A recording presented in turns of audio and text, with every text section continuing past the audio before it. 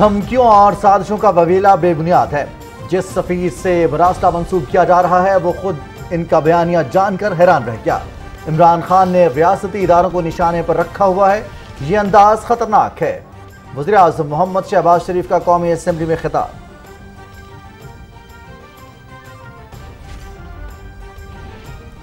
वज़ीर आज़म मोहम्मद शहबाज शरीफ ने कीमत मुस्तहकम रखने के लिए चीनी की बरामद पर पाबंदी लगा दी। स्मगलर, जखीरा अंदोजों, नाजायज मुनाफाखोरों और मसनूई किल्लत पैदा करने वालों से भी सख्ती से निपटने की हिदायत। इमरान खान की कौमी इदारों के खिलाफ नफरत अंगेज मुहिम दरअसल एहतसाब से बचने की कोशिश है। इस मुहिम के पीछे करप्शन केसेस और फॉरेन फंडिंग केस का खौफ है। साबिक सदर आसिफ अली जरदारी।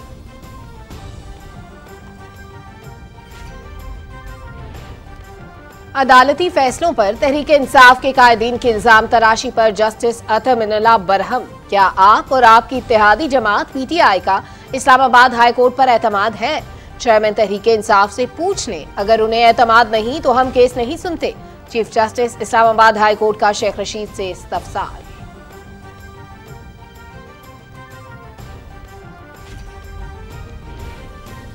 जस्टिस जवाद हसन इंतहाई काबिल, मेहनती और ईमानदार जज हैं। गवर्नर पंजाब की जानिब से उनके खिलाफ रेफरेंस फाइल करने का बयान अदलिया पर दबाव डालने के मुतरादिफ है।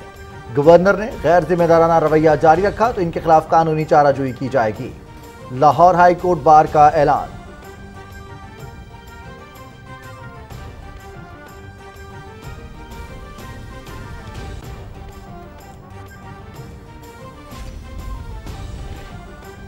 और मुल्क के अक्सर इलाके शदीद गर्मी की लपेट में। पंजाब, सिंध, बलोचिस्तान, इस्लामाबाद, खैबर पख्तूनख्वा, गिलगित बल्तिस्तान और कश्मीर में दर्जा हरारत 7 से 9 डिग्री सेंटीग्रेड ज्यादा रहने का इम्कान।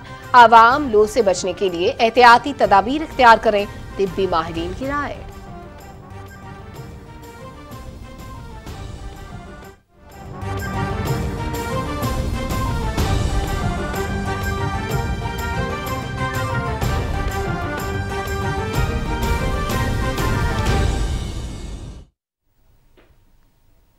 अस्सलाम वालेकुम नाज़रीन, आप देख रहे हैं पाकिस्तान टेलीविजन न्यूज और न्यूज शो एट 6 के साथ मैं हूं रिजवान अली अहमद और मैं हूं सलमा कौसर। टॉप स्टोरीज आप मुलाहिजा कर चुके हैं, इनके बारे में तफसील से बात करेंगे एक ब्रेक के बाद। साथ रहिएगा।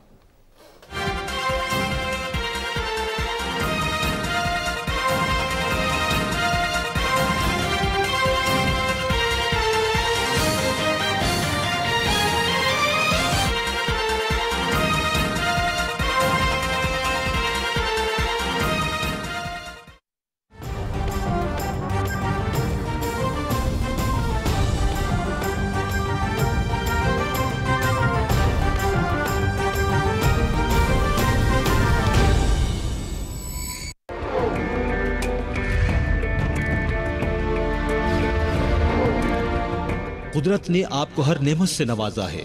आपके पास लामहदूद वसाइल मौजूद हैं।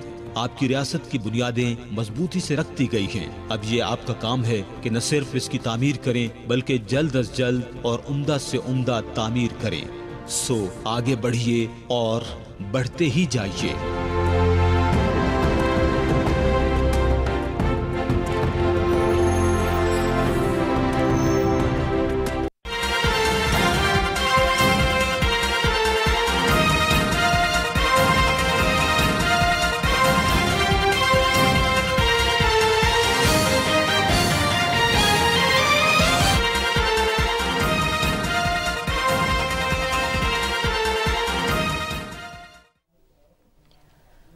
नाज़रीन, वज़ीर आज़म मोहम्मद शहबाज शरीफ ने कहा है कि गुज़श्ता हुकूमत धांधली की पैदावार थी जिसको मुकम्मल जमहूरी अंदाज में रुखसत किया। उन्होंने कहा कि हम पार्लिमान की ताकत पर यकीन रखते हैं। कौमी असेंबली से खिताब के दौरान वज़ीर आज़म ने कहा कि गुज़श्ता हुकूमत के बयानिए ने कौम को तकसीम किया। रियासती इदारों पर इमरान खान की तनकीद तौहीन आमेज और ख़तरनाक है। उन्होंने कहा कि गैर मुल्की धमकियों और साजिश का बेबुनियाद वावेला किया जा रहा है। जिस सफ़ीर के नाम से मुरासला मंसूब किया गया वो खुद मुदाखलत और साजिश का सुनकर हैरान हुआ। वज़ीर आज़म मोहम्मद शहबाज शरीफ ने कहा कि खुदारा इस मुल्क और कौम में मुनाफरत पैदा करने का मज़मूम अमल बंद करें। वज़ीर-ए-आज़म मोहम्मद शहबाज शरीफ ने कौमी असम्बली में इजहार ख्याल किया। अपने खिताब में वज़ीर-ए-आज़म कहते हैं कि हम पार्लिमान की ताकत पर यकीन रखते हैं। गुज़श्ता हुकूमत के बयानिए ने कौम को तकसीम किया। रियासती इदारों पर इमरान खान की तनकीद तौहीन आमेज़ और ख़तरनाक है। गैर मुल्की धमकियों और साजिश का बेबुनियाद वावेला किया जा रहा है। जो उन्होंने खुद जो जहर उगला है इदारे के बारे में, पाकिस्तान के खिलाफ ये एक साजिश है, उस इदारे के खिलाफ एक साजिश है। अगर इसको आइन और कानून के रास्ते से ना रोका गया तो खुदा ना खास्ता जनाब स्पीकर, ये मुल्क अल्लाह ना करे मेरे मुंह में खाक, ये फिर शाम और लिबिया की एक बदतरीन भयानक तस्वीर बन जाएगा। खुदारा ये खुदादाद मुल्क पाकिस्तान, हजरत कायद आज़म की अजीम तहरीक और लाखों मुसलमानों की जो उन्होंने कुर्बानियाँ दी, उनके खून के बदले ये पाकिस्तान मार्ज़ वजूद में आया है। अगर इसको आइन और कानून के दायरे में रहकर सख्ती से ना रोका गया तो खुदा न खास्ता इस मुल्क में एक बहुत ज़्यादा एक भूचाल आ सकता है। ये चाहते हैं कि खुदा न खास्ता ये जमहूरियत ख़त्म हो जाए, अल्लाह ना करे, और ऐसा निज़ाम आ जाए कि फिर हर तरफ एक शोरिश होगी। जिसके अंदर आप उसको कैप्चर कर सकते हैं और मॉनिटर कर सकते हैं कि उस मवाद को स्क्रीन पे आने के लिए रोका जाए। उसके अलावा जी जो वायलेशंस हैं कोड ऑफ कंडक्ट 2015 की, उसकी जो मॉनिटरिंग और मेकनिज़म है, उसके अलावा मैंने ये डेटा साथ ज़रूर लगवाया है मेंबर के लिए कि कौन कौन से टीवी चैनल को किस किस वक्त कौन कौन से मवाद के ऊपर कितना फ़ाइन किया गया है, उसका सारा एक मेकनिज़म मौजूद है, मैंने लगा दिए। लेकिन अगर कोई ऐसा इंस्टेंस है कि जिसकी कोई ऐसा इवेंट हुआ है जो मेंबर की इंफॉर्मेशन में हो, तो अगर मुझे वो बता दें और वो रह गया हो मॉनिटरिंग में आने से या फ़ाइन होने से, या वो कोड ऑफ कॉन्डक्ट की वायलेशन है, तो मैं उसको ज़ाती तौर पर देख लूँगी जी। वज़ीर इत्तलात और नशरियात मरियम औरंगज़ेब कौमी असम्बली में इजहार ख्याल कर रही थी। उन्होंने कहा कि कोड ऑफ कंडक्ट में कोई भी चीज़ रह गई हो तो मेरे पास ज़रूर लाए, मैं उसको देख लूँगी। वफाकी वज़ीर इत्तलात और नशरियात मरियम औरंगज़ेब इस वक्त ऐवान में इजहार ख्याल कर रही थी। वज़ीर इत्तलात और नशरियात मरियम औरंगज़ेब कौमी असम्बली में इजहार ख्याल कर रही थी। कौमी असम्बली का इजलास स्पीकर राजा परवेज़ अशरफ की ज़ेर सदारत पार्लियामेंट हाउस में जारी है। वज़ीर इत्तलात और नशरियात मरियम औरंगज़ेब ने कौमी असम्बली में इजहार ख्याल किया। कौमी असम्बली इजलास के हवाले से बात कर रहे हैं और अब से कुछ देर पहले वज़ीर इत्तलात और नशरियात मरियम औरंगज़ेब साहिबा भी इससे खिताब कर रही थी और वज़ीर-ए-आज़म शहबाज शरीफ ने भी आज खिताब किया। नमूद मुस्लिम हमारे साथ मौजूद है। नमूद मुस्लिम से जानते हैं आज के इजलास की कार्रवाई के हवाले से। नमूद, आगाह कीजिएगा, आज वज़ीर-ए-आज़म ने खिताब किया है और गुज़श्ता हुकूमत के हवाले से और जो बयानिया बनाया जा रहा है उस हवाले से वज़ीर-ए-आज़म ने अहम नुकात उठाए हैं। जी, आज का जो कौमी असम्बली का इजलास था उसमें इब्तिदा में ही वज़ीर-ए-आज़म जब ऐवान में आए तो उन्होंने बात करते हुए यही कहा कि यहाँ पर जो एक बयानिया बनाया जा रहा है, ख़ासतौर पर जो नाज़ेबा अल्फाज जो बोले जा रहे हैं वो काफ़ी ख़तरनाक एक अमल है। इससे ना सिर्फ रियासत को ख़तरा है बल्कि हमारी सालमियत को इससे काफ़ी ख़तरात हैं। इसके लिए हमें ये देखना होगा कि 75 साल में मुख्तलिफ अदारों ने किसको सपोर्ट किया, किसको नहीं किया, लेकिन कभी भी ऐसे नहीं होता कि कोई भी अपनी ही रियासत को नुकसान पहुंचाने के लिए चल पड़े और अपने ही मुल्क को ख़राब करने के लिए चल पड़े। क्योंकि उन्होंने कहा, वज़ीर-ए-आज़म ने यह भी कहा कि कल जो जहर उगला गया है पाकिस्तान के दारुल खिलाफ और एक साजिश का एक ऐसा बयानिया बनाया गया है जिसकी कहीं पे भी कोई जिसे कहते हैं वजाहत नहीं मिली है और वहाँ पर तकसीम दर तकसीम की सियासत की जा रही है। जबकि जो पाकिस्तान है, लाखों मुसलमानों ने अपनी कुर्बानी और कायद आज़म की लाजवाल जो मेहनत थी उसकी वजह से मार्ज़ वजूद में आया था। लेकिन इसको इस तरीके से कि जो कि कौमी सलामती के जो अदारे हैं, ख़ासतौर पर जो मुल्की अदारे हैं, उनके ख़िलाफ़ लोगों को करना और उसके ऊपर नाज़ेबा अल्फाज लेके आना इंतहाई गलत इक़दाम है। इस पर उन्होंने कहा कि इस तरह का कोई भी करता है उसके ख़िलाफ़ जो है वो कार्रवाई की जाए और उसका नोटिस लिया जाए कि अदारों के खिलाफ किसी किस्म की कोई भी बात ना हो। जिस पर स्पीकर कौमी असम्बली राजा परवेज़ अशरफ ने कहा कि पाकिस्तान के जो कौमी इदारे हैं, ख़ासतौर पर सलामती के जो इदारे हैं, उन पर कोई भी हमला का मतलब ये है कि उनको कमज़ोर करने की कोशिश की जा रही है और ये किसी भी सूरत कौमी मफाद में नहीं है और ना ही ये पाकिस्तान के मफाद में है। उन्होंने ये भी कहा कि क्योंकि कौमी मफाद में नहीं, इसलिए आईन पाकिस्तान भी इस चीज़ की इजाज़त नहीं देता कि कोई भी शख्स पाकिस्तान की फ़ौज पर, अदलिया पर या किसी अदारे पर हमला करे। जी, क्योंकि शाम 7 बजे के बाद जो टॉक शोज़ हैं उनका जो एक रवैया है, एक जो उसके अंदर जिस किस्म की आजकल बहस हो रही है उसको अगर अलग करते हुए मॉर्निंग शोज़ ज़रा एक लाइटर मोड में, थोड़ा सा म्यूज़िकल, कल्चरल, हालात हाज़रा उस तनाजुर में देखते हैं। लेकिन मेंबर की बात को आगे बढ़ाते हुए मैं इसको ज़ाती तौर पे देखूंगी कि ऐसे स्पेसिफिक शोज़ हैं तो उनका भी देख लेते हैं जी क्या किया जा सकता है।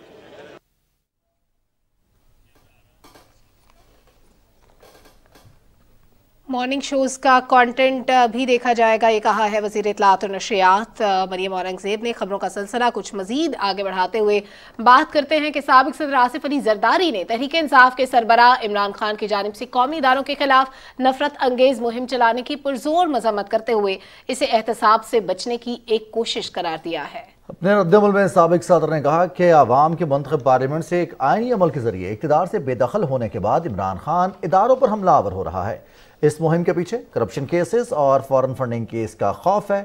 साबिक़ सदर ने कहा कि इक़्तिदार की लालच में इमरान नियाज़ी तमाम हदें पार कर रहा है जो मुल्क की सालमियत के लिए ख़तरनाक है। उन्होंने कहा कि सोशल मीडिया पर ट्रेंड चलाने के साथ जलसों में झूठ पर मबनी साजिशी बयानिए के जरिए लोगों के जज्बात भड़काने की कोशिश की जा रही है जो शदीद काबिल मज़म्मत है। साबिक़ सदर ने कहा कि पाक फौज पाकिस्तान की सरहदों की मुहाफ़िज़ है। इन्हें सियासत में घसीटने और मुतनाज़ बनाने की कोशिश मुल्क से खिलवाड़ के मुतरादिफ है।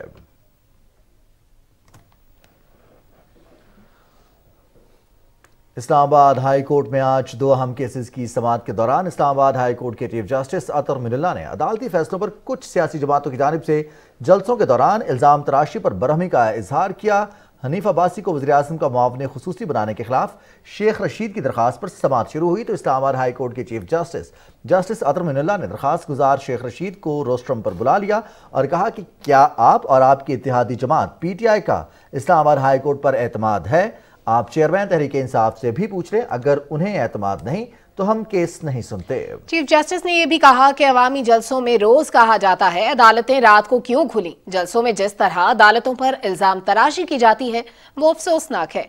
मस्जिद नबवी सल्लल्लाहु अलैहि वसल्लम के अफसोसनाक वाक़े के तनाजुर में PTI के बाज़ रहनुमाओं के खिलाफ दर्ज तौहीन मजहब के मुकदमात के खिलाफ दायर दरख्वास्त पर समाअत करते हुए इस्लामाबाद हाई कोर्ट के चीफ जस्टिस अतर मिनुल्लाह ने रिमार्क्स दिए कि तहरीक इंसाफ के चेयरमैन अपने जलसों में अदालतों पर तनकीद करने समेत अपने कारकुनों को ये पैगाम दे रहे हैं कि अदालतें आज़ाद नहीं हैं और फिर उन्हीं अदालतों से इंसाफ के लिए भी रुजू करते हैं।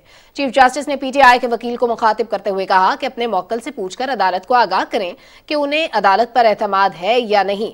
अगर इमरान खान को अदालत पर एतमाद नहीं है तो ये अदालत केस नहीं सुनेगी। और नाज़रीन, इसी पर बात करने के लिए इस वक्त हमारे नुमाइंदे इमरान मनसब हमारे साथ मौजूद हैं। इमरान मनसब से भी बात करेंगे, लेकिन इस वक्त एक बार फिर से रुख करेंगे कौमी असम्बली का, जहां पर शरीर रहमान इजहार ख्याल कर रही हैं। हुकूमती फंड्स की है और तहकीकात की है और जवाबदेही की है जो हर हुकूमती महकमे को करनी पड़ेगी।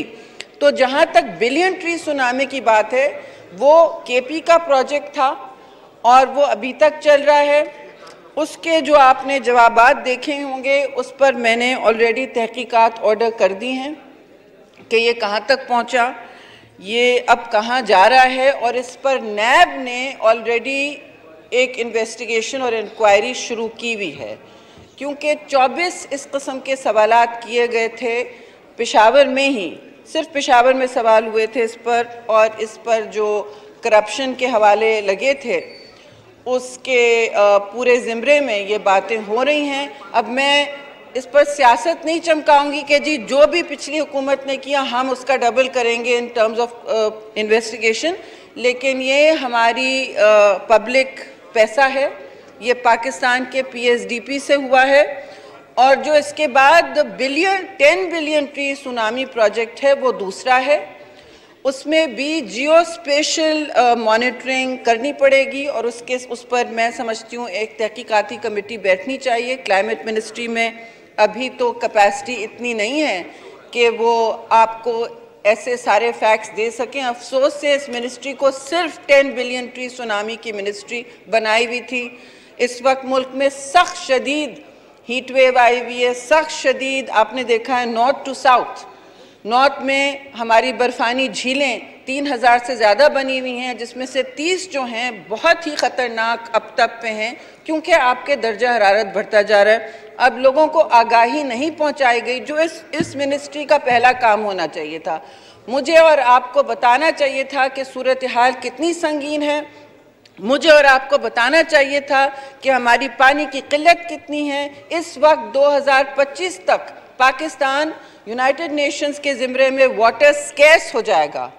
जो मुल्क जिसमें सबसे बड़ा इरिगेशन सिस्टम है दुनिया का, ये वाटर स्कैर्स हो जाएगा स्पीकर साहब 2025 तक। ये नहीं कि 2050 में होगा या 2060 में होगा या 100 साल बाद होगा। ये 3 साल आगे होने वाली बात है। इस पर कोई डिस्कशन हुआ है माहौलियात की मिनिस्ट्री के से? नहीं। हम बहुत सारी इसमें मैं आपसे एक और बात करूंगी कि ग्रीन हाउस गैसेस पर आगाही की गई है, जिससे आपके माहौल में आलूदगी आ रही है और आपके दर्जा हरारत जिस तरह पूरे दुनिया में बढ़ रहा है, आपका बहुत ज़्यादा बढ़ता जा रहा है। इस पर एक बहुत अहम बहस और डिस्कशन और आगाही की ज़रूरत है। और इस मिनिस्ट्री का पहला कोर बिजनेस ये होनी चाहिए थी, पॉलिसी बनाना और इस पर सूबों को भी साथ लेके चलना, उनकी भी गुजारिशात सुनना, जो इस वक्त क्लाइमेट काउंसिल का काम है। मैं प्राइम मिनिस्टर से गुजारिश करूंगी कि वे क्लाइमेट काउंसिल की मीटिंग करवाएं, जहां चारे सूबे अपनी रिपोर्टें दे सकें। और मैं ये भी बताती चलूं, आप अगर खोलिएगा अपने पेपर्स तो 10 बिलियन ट्री सुनामी जो पाकिस्तान का मेन एडवर्टाइजमेंट है क्लाइमेट चेंज के हवाले से, क्योंकि आपने सिर्फ क्लाइमेट चेंज इसलिए दिखाया है स्टेटिस्टिक्स कि आपको बाहर की कॉन्फ्रेंसेस में जवाबदेही करनी थी। पाकिस्तान को किसी ने जवाबदेही नहीं की, पाकिस्तान की आवाम को या इधर किसी ने जवाबदेही नहीं की। मैं आपको ये वसूख से बताती हूँ, आप अपना पेपर खोल लीजिए कि सबसे बड़ा परफॉर्मर 10 बिलियन सुनामी में भी कौन था। वो सूबा जिसको दूर रखा, जिसको आज तक हाई लेवल पे किसी ने बात नहीं की। सीएम सिंध कभी नहीं आया किसी मीटिंग में, उसको बुलाएंगे इज्जत से क्लाइमेट काउंसिल में तो वो आएंगे। तो कौन सा सूबा आगे था जी?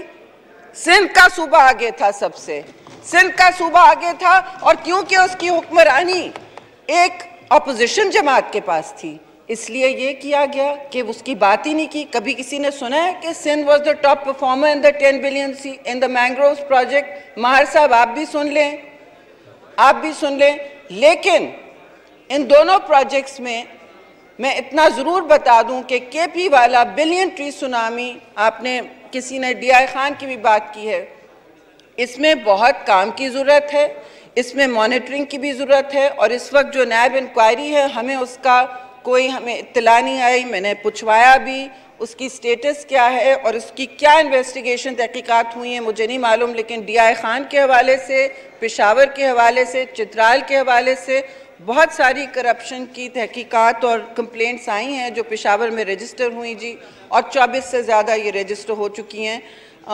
चाहे वो पौधे हों, चाहे वो नॉन एग्जिस्टेंट हों, चाहे वो करप्शन हो डायरेक्ट। अच्छा, इसमें बहुत सारे दोस्त अहबाब की अपॉइंटमेंट्स की भी बात की गई। तो ये मैं आपको साफ जवाब कर रही हूँ, मैं किसी चीज़ पर आपके आंख पर पट्टी नहीं लगा सकती। और ये ज़रूरी है कि हम एक दूसरे को एतमाद में लें ताकि आगे बढ़ें। इस वक्त इस मिनिस्ट्री में जब मैं आई तो एक फेडरल सेक्रेटरी भी नहीं था, और जिस तरह हम चलाना चाहते हैं वो वन मैन शो नहीं हो सकता, वन प्रोजेक्ट मिनिस्ट्री नहीं हो सकती। ना ये हमारा काम है प्रोजेक्ट चलाना, ये सूबों का काम होता है। सूबों ने 10 बिलियन सुनामी के हवाले से जितने पैसे वफाक ने दिए हैं, आप अगर अपना बुक खोल लें आगे भी जवाब हैं, उतने फेडरल ने दिए, उतने सूबों ने मैच किए हैं। तो इन सब पर मैं समझती हूँ पब्लिक स्क्रूटनी और जियो मॉनिटरिंग की ज़रूरत है। अब शुरू भी की भी गई है, लेकिन मेरी गुजारिश होगी कि हम एक कमेटी बिठा लें जो हर सूबे से नुमाइंदगी हो जिसकी, और वो देख सकें कि इसमें क्या प्रोग्रेस हुई है। ये हम कभी ना कहें कि दरख्त ना प्लांट हों, बल्कि जितने हों मुल्क के लिए अच्छा है, हमारे मुस्तकबिल के लिए अच्छा है, हमारे माहौलियात के लिए मौजू है। जी शुक्रिया। Thank you. मैं फाजिल मेम्बरान से ये गुजारिश शेरी रहमान कौमी असम्बली में इजहार ख्याल कर रही थी। उन्होंने कहा कि मौसमी तब्दीली सिर्फ एक प्रोजेक्ट की मिनिस्ट्री नहीं है, हमें ओवरऑल माहौल को देखना है। माहौलियात में आने वाली तब्दीलियाँ, टेम्परेचर्स ऊपर जा रहे हैं, ग्रीन हाउस से गैसेस का अखराज टेम्परेचर्स को ऊपर ले जा रहा है। साथ ही साथ पानी की सूरत हाल के हवाले से भी इस मिनिस्ट्री को जायज़ा लेना है। नाजरीन, इस्लामाबाद हाई कोर्ट में आज 2 अहम केसेस की समाअत हुई और इस समाअत के दौरान चीफ जस्टिस अतर मिन्नल्लाह ने अदालती फैसलों पर जो कुछ सियासी जमातों की जानिब से तनकीद की जा रही थी उस पर बरहमी का भी इजहार किया है। इमरान मनसब हमारे साथ मौजूद हैं। इमरान मनसब, आज ओवरऑल माहौल कैसा था? आज चीफ जस्टिस अतर मिन्नल्लाह ने बरहमी का इजहार किया है। जी देखें, आज 2 केसेस थे। एक केस जो था वो हनीफ अब्बासी की तैनाती की जो है वज़ीर-ए-आज़म के मामले खुसूसी की हैसियत से, उसके खिलाफ शेख रशीद की दरख्वास्त थी, और दूसरा तौहीन मज़हब के हवाले से जो दरखास्तें हैं PTI रहनुमा के खिलाफ, और उन्होंने इस हवाले से अदालत से जो है वो गिरफ्तारी से बचने के लिए रुजू कर रखा है। ये मामला थे अदालत के सामने। आज जब केस शुरू हुआ तो चीफ जस्टिस ने शेख रशीद को रोस्टरम पर बुलाते हुए कहा कि आप और आपकी इत्तेहादी जमातें PTI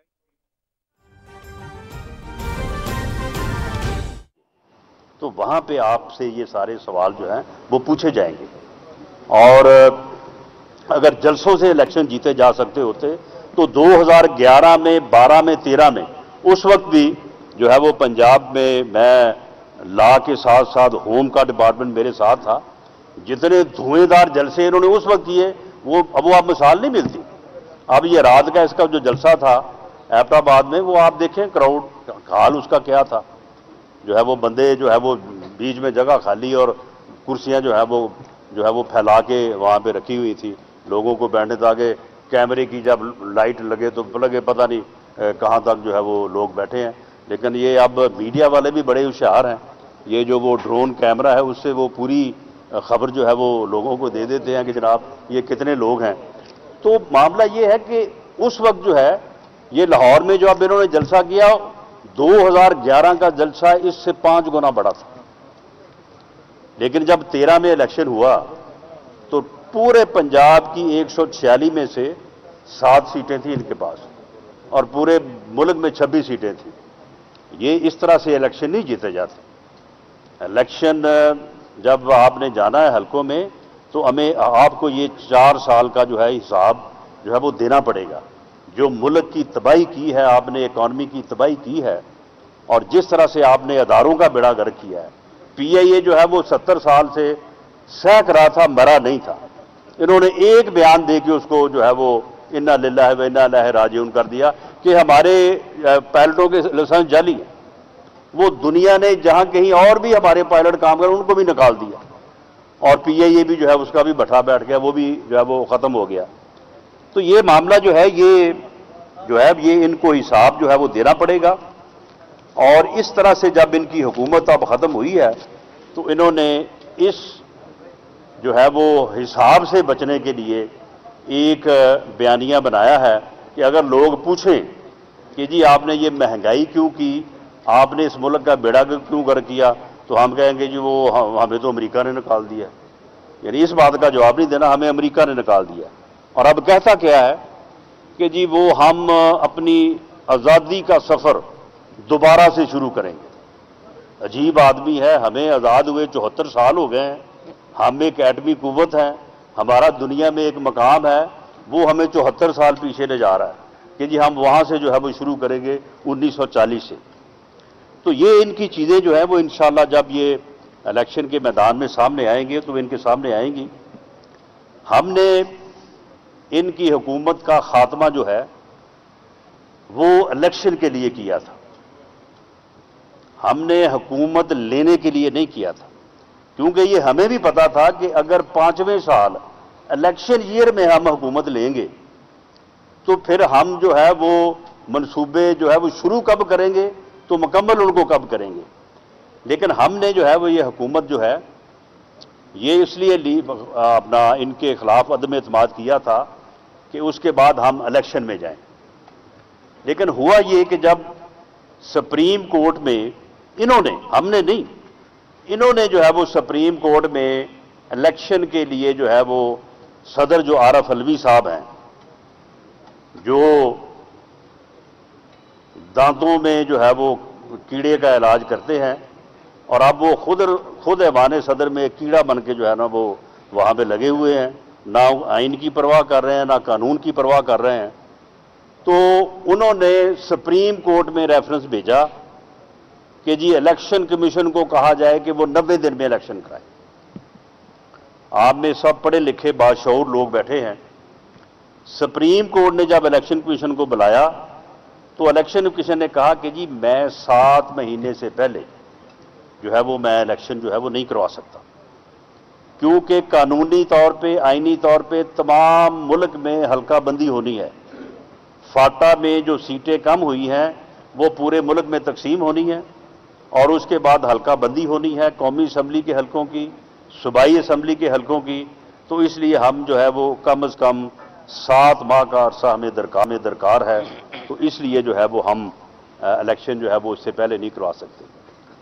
अब जब सुप्रीम कोर्ट में इलेक्शन कमीशन ने बयान दे दिया तो इस हुकूमत के बाद ये फिर मामला जब हमारे पास आए तो हमारे सामने भी वही रुकावट थी।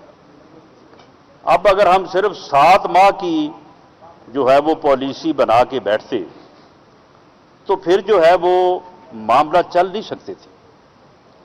IMF के पास जाते तो वो भी कहते कि जी आप तो अब 7 माह की बात कर रहे हैं, तो ये तो काम जो है वो इस तरह से तो हम आपके साथ कोई बात नहीं करते, क्योंकि एक माली साल का जो है वो पूरा फ्रेमवर्क जो है वो हो तो फिर ही आपके साथ कोई मुल्क बात करेगा, फिर ही आपके साथ जो है वो। नाज़रीन, अब आपको एक दफा फिर लिए चलते हैं कौमी असेंबली में। The question is that the resolution as moved be adopted. All those in favor of the resolution may say aye. All those against it may say no. I think the ayes have it, and consequently the resolution is unanimously adopted. There is announcement. In pursuance of Rule 105 of the Rules of Procedure and Conduct of Business in the National Assembly 2007, honourable members are informed that Sheikh Rashid Shafiq, MNA, NA 60, was arrested on 1st May 2022 in a case registered against him in FIR number 84, dated 30th April 2022 under section 295, 295A, 296 PPC by Police Station, New Airport, District Attock. The MNA has been released on acceptance of his post-arrest bail by the Judicial Magistrate Attock today, the 9th May 2022. Which is the other one? The second announcement. In pursuance of Rule 105 of the Rule of Procedure and Conduct of Business in the National Assembly 2007, honourable members are informed that Mr. Ataullah MNA, NA 250, and Mr. Fahim Khan MNA, NA 241, were arrested by the Police Station Secretariat, Islamabad, on 26th April 2022 in a case registered against them in FIR 179, dated 18th March 2022 under section 427, 186, 188, 147, 149, 341, 506, 452 PPC. Both the MNAs have been released on acceptance of their post-arrest bail by the Judicial Magistrate Islamabad on 28th April 2022. The next.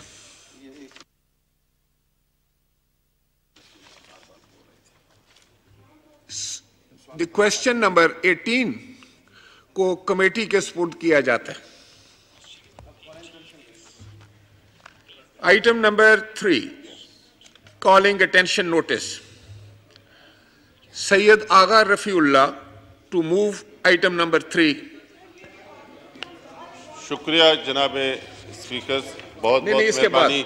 इसके बाद देंगे। मेरी तरफ से calling attention को भी रोकता तमाम नहीं, कोलीग्स को और आप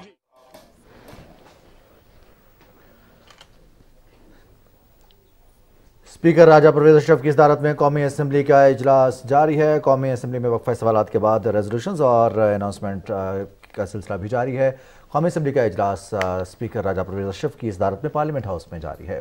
खबरों का सिलसिला आगे बढ़ाएंगे। आपको बताएं कि लाहौर हाई कोर्ट बार के सदर अकबर अली डोगर ने कहा है कि अदलिया के फैसलों पर सियासी बयानबाजी अफसोसनाक है और वकला बरादरी इस तरह की तनकीद की शदीद अल्फाज में मसम्मत करती है। लाहौर हाई कोर्ट में दीगर ओहदेदारों के हमरा प्रेस कॉन्फ्रेंस से खिताब करते हुए अकबर अली डोगर ने कहा कि जस्टिस जवाद हसन इंतहाई काबिल, मेहनती और ईमानदार जज हैं। गवर्नर पंजाब की जानिब से उनके खिलाफ रेफरेंस फाइल करने का बयान बिला जवाज और अदलिया पर दबाव डालने के मुतरादिफ है। उन्होंने कहा कि गवर्नर ने अदलिया से मुतालिक गैर जिम्मेदाराना रवैया जारी रखा तो उनके खिलाफ कानूनी चाराजोई की जाएगी।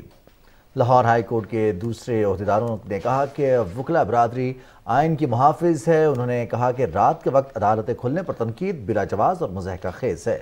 आइन के मुताबिक ज़रूरत पड़ने पर अदालतें किसी भी वक्त मुकदमात की समाअत कर सकती हैं।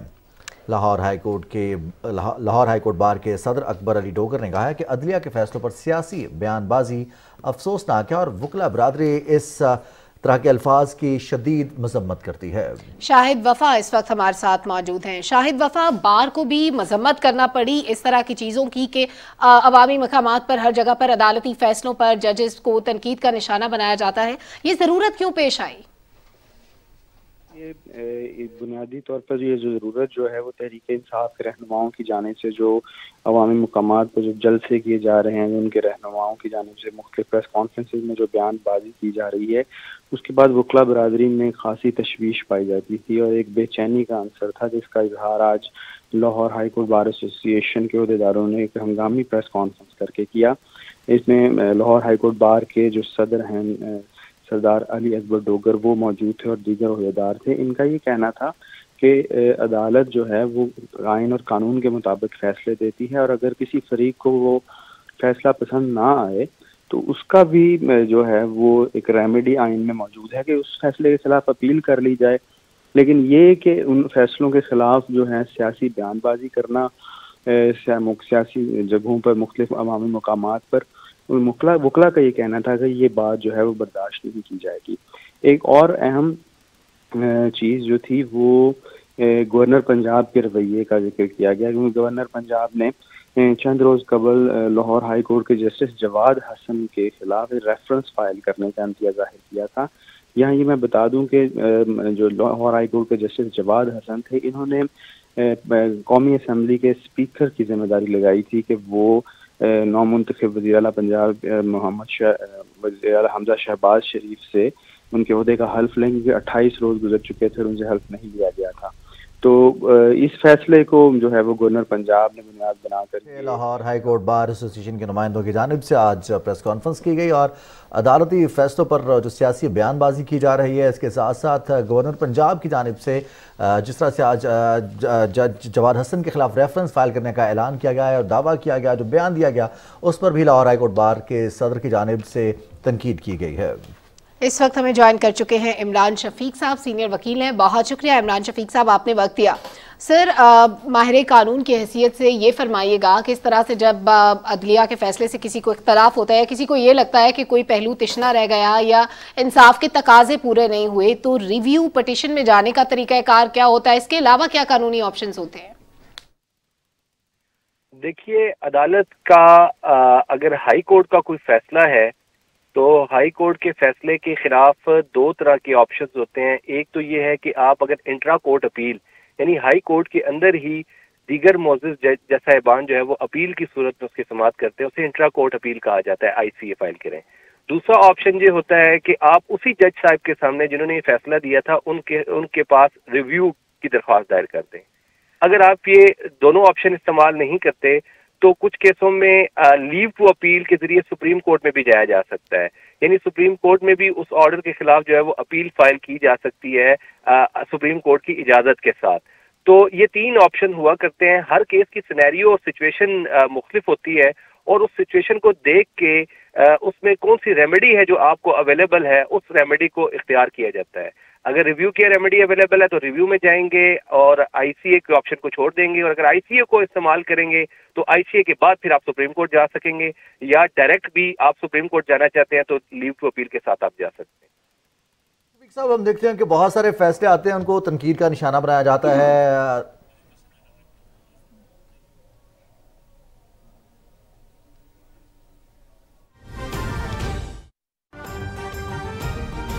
अल्लाह के फजल से 1000% उसके साथ खड़ा हूं इंशाअल्लाह। तो ये वक्त जो है वो गुजर गया और अल्लाह ताला ने हिम्मत दी, अल्लाह ताला ने सुरखरू किया। ये तकब्बुर वफाकी वज़ीर दाखिला राना सनाउल्लाह फैसलाबाद में वर्कर्स कन्वेंशन से खिताब कर रहे थे। अपने खिताब में उनका ये कहना है कि जो बयानिया बनाया जा रहा है ये मुल्क के लिए ख़तरनाक हो सकता है।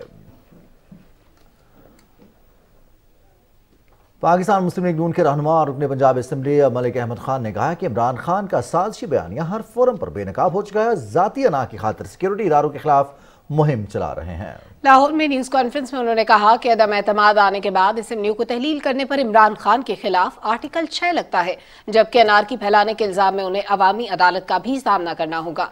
पाकिस्तान को दर हकीकत इमरान खान के इंतहा पसंदाना और साजिशी अजाइम से खतरा है। ये जो आइन का गद्दार है, आइन से बगावत करता है, वो गद्दार नहीं है। ये जो मुल्क में नफाक के बीज बो रहे वो गद्दार नहीं है, बाकी लोग गद्दार है। कौमी अदारों की साख पर हमले कर रहे वो गद्दार नहीं है। अगर किसी के एक्ट ने गद्दारी डिमॉन्स्ट्रेट की है, इमरान खान की हुकूमत खत्म करना, तुम कर क्या रहे थे? कौन सा वो मसला था जो किसी भी मुल्क को तुम्हारे से हो सकता था? अगर तुम्हारी को मुमासलत हो सकती है किबला हजूरे वाला इमरान खान, मोहम्मद शाह रंगीले से हो सकती है, सिराजुल दौला से नहीं। मुस्लिम लीग नून के रहनुमा अता तारर ने कहा कि इमरान खान ने अब रियासती इदारों के खिलाफ हर्जा सराई शुरू कर दी है। मुल्क के दिफा के ज़ामिन इदारों पर हमलों की इजाजत नहीं दी जा सकती और ना ही दुश्मनों के एजेंडे को परवान चढ़ने देंगे। उन्होंने कहा कि गद्दार वो होता है जो अपने मोहसिन की कमर में छुरा घोंपे। साबिक नाम नहाद वजीर आजम ने कल तमाम हदें पार की और उन्होंने ये परवाना की कि पाकिस्तान के दुश्मन किस बात से खुश होते हैं, और सब परवाह किए बगैर इस मोहसिन कुश आदमी ने कल हिस्ट्री को अपने तनाजर में पेश किया। आपको ये बात करने से पहले सोचना चाहिए था कि आपका अपना किरदार क्या है। आपकी दुनिया आपकी जात से शुरू होती है और आपकी जात पे खत्म होती है। आपको अपनी नाक के आगे कोई शख्स नजर नहीं आता, जेल में बंद कर दो, मार दो, ठोक दो। ये इंतशार की सियासत पाकिस्तान में नहीं होने देंगे। पाक फौज के रिटायर्ड अफसरान का कहना है कि इमरान खान ने फौजी क़यादत पर इंतहाई गलत और भोंडे इल्जामात लगाए हैं। तमाम साजिशी इल्जामात को मुस्तरद करते हुए उनका कहना है कि वो अफवाज पाकिस्तान और उसकी क़यादत के लिए मुत्तहिद हैं। अफवाज पाकिस्तान के एक एक ऑफिसर और जवान ने वतन के दिफा की कसम उठा रखी है। अफवाज पाकिस्तान का सिपाही सलार कौम का फख्र है।